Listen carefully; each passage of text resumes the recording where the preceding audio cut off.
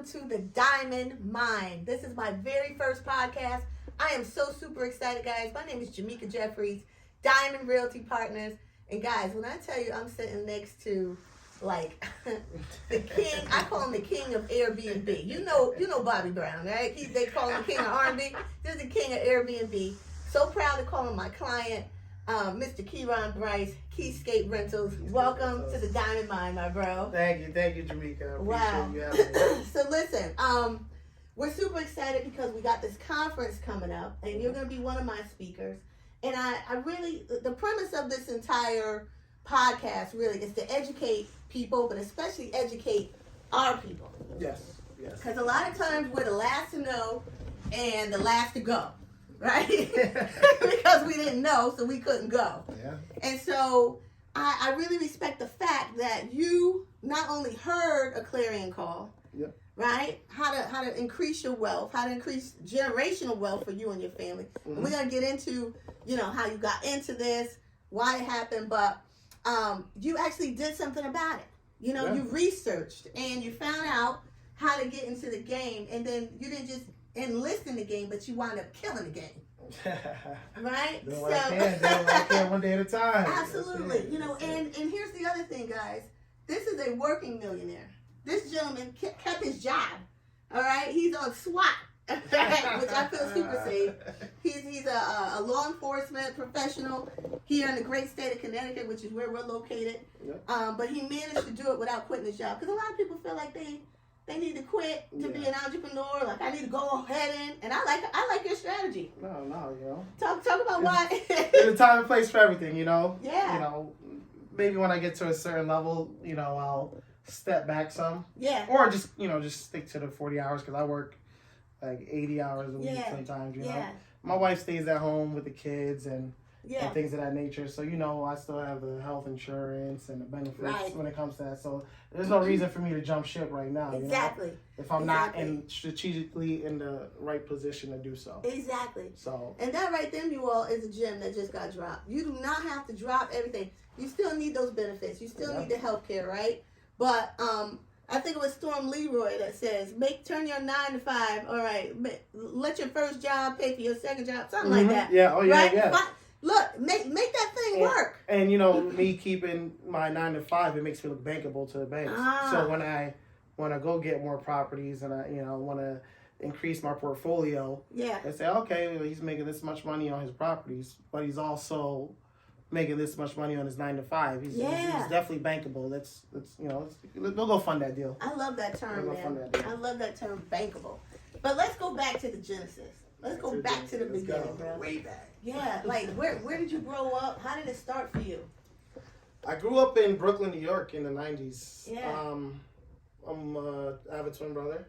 Okay, yeah. I'm one of 16 total. Woo! My papa was a Rolling Stone. Hey, just humble beginnings. Yeah.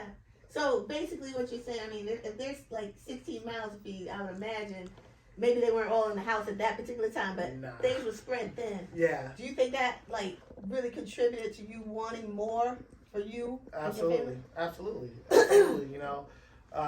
Growing up, we didn't have too much. Not saying that we were completely poor, but not good times poor.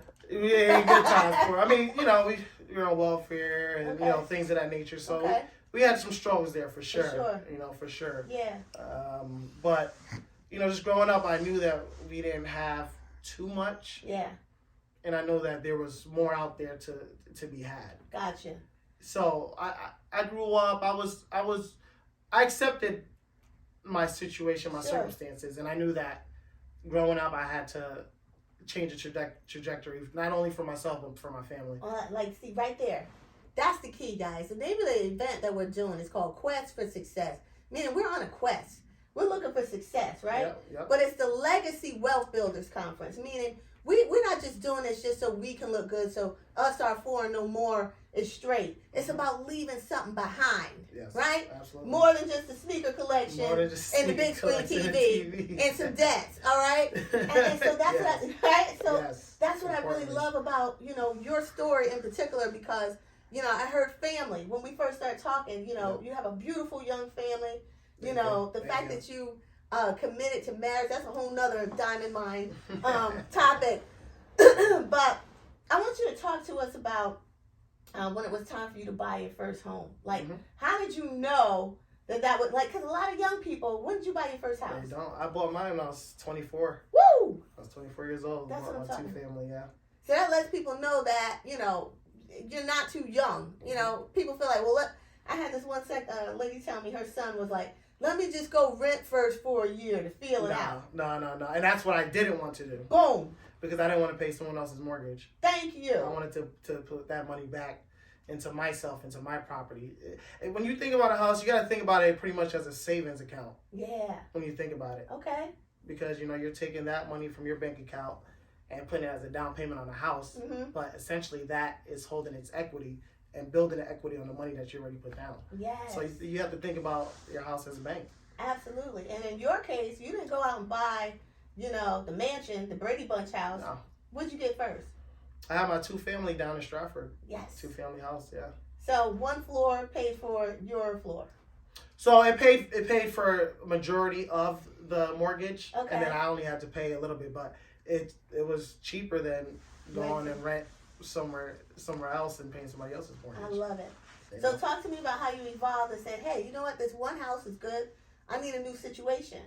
I need another home. Yeah. So how did that look? Talk to us about how you were able to structure that. So after I bought my first one, I sat on it for a few years, and you know I didn't really know which direction to go.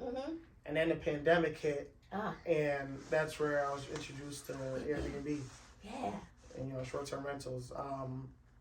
I was listening to podcasts. I really started deep diving into podcasts because I'm like, you know, now I need more. Like I need something else. I need to build my wealth and to change the trajectory again. Yeah. You know, because I always want more. You know, I don't like to stay stagnant. All right. You know, so I was like, all right, what do we got to do? So I dove into podcasts. I dove into books. I even went to conferences. Yes. YouTube University was a big help. So that's what led me onto the you know the lane that I'm in today. Right. And, right. You know, I heard about Airbnb through the Bigger Pockets Rookie podcast. One of the hosts who was on there spoke about how he was turning over his long-term rentals for short-term rentals because of the what do you call it, the profits are, you know, 3 to 5x more than long-term. And I'm like, there's no way. I'm like, there's absolutely no way. This guy is full of it, man. Right? But every episode he kept talking about it, and I was doing my research. I'm like, let me look into this. Yeah. So I looked into it, and I was, you know, looking at some numbers. I was like, that look pretty good. Yeah. You know? So let me ask you this: when did it become real? Like, you know, like so did you do the arbitrage? Because, you know, that's a whole nother game, too. Yes. I ended up executing that strategy as well. All right. So rental arbitrage. Listen, come to the conference. We'll break it down. All right. We're going to give it all to you today. But that's another play that you need to learn about. So you use that play, which essentially is just, it's genius. It's genius, right? You know? Absentee. You know, that whole thing. Yeah. So you get that, and then you're like, oh, snap, this is real. Oh, this is real. I'm like, this is working. Yeah. This is real. Let's keep it going. Let's keep it going. Let's keep it moving. So you took the profits from that and then invested in another home. Is that how that went? Yeah, so I actually borrowed against the equity the nice equity that I built in my first property. Yeah. And I used that to purchase my second property with you. Oh, yes, he did. You remember when I hit you up about that? I remember that. What a great deal. Oh, it was easy. It was seamless. Best deal I've ever done with Mr. Keron. It was so seamless. I'm easy. Listen, the process was easy, which is so unheard of. And guys, you know, the reason why we sit here right now doing this podcast is to let you know that it's not just for Keron, it's not just for Jameka or anybody else in this room. This can be for you too. You can do this with the proper training, with the proper knowledge and understanding. You too can make this thing work and become profitable. Knowledge is key, and that's actually what helped me get to where I'm at today. Is just consuming a lot of information and a lot of knowledge on not just Airbnb, but just real estate in general. And understanding that you have various strategies at your disposal to use. Absolutely. You know, and a lot of people don't know these strategies. They think it's just one way, and it's like, no, you can either do this, you can do that. There's 3 ways to do this. They're like, oh my God, I only knew about this one. I thought I had to sell my house. I'm like, no. Oh, HELOC? What's this? Yeah. I can borrow against the equity. What? Without touching the equity? Woo! And then I can pay you back once I get the money. Boss. And I put it to use, and boom, it worked.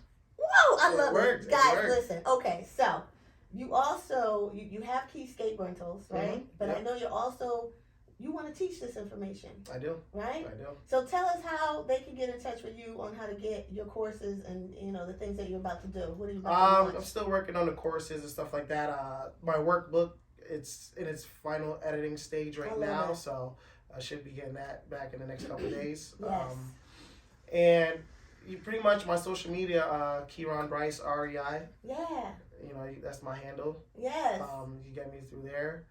My phone number, I have a link to in my bio. So I love if you want to contact me even more, I have different tabs and different ways to reach out to me. I love it, bro. All my socials, everything like that. And guess what? You'll get to see him live if you get down to the Omni Hotel, downtown New Haven. Listen, I don't even want to put the date on this because, it'll be kind of dated if you watch this afterwards. But guess what? Just go visit him on his social media, all right? And when I tell you, this is the other reason why I put this together, Keron, is because in our community in particular, when we learn how to do stuff, we wouldn't tell nobody how to do it. No.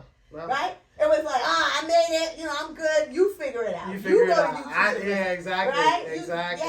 And go ahead. And, and it's, I don't want to say it's a selfish way, but it's kind of selfish, It is. because there's people out there trying to figure it out. Right. And they don't know where to look for that information. And you might be that key to unlocking the success that they need to thrive and move forward, I love it. And the fact that you are one of the willing vessels that says, you know what, I'll teach you.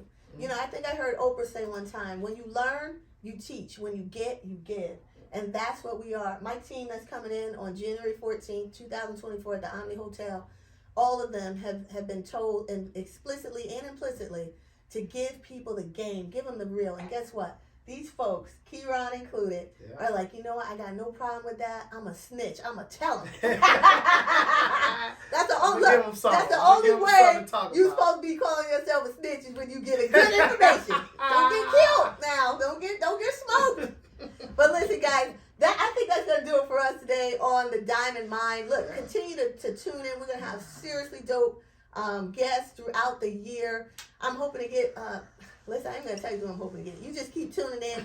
Like, subscribe, hit that bell, all right? Let us go to the top together. Why? Because we can do it better together. God bless. God bless.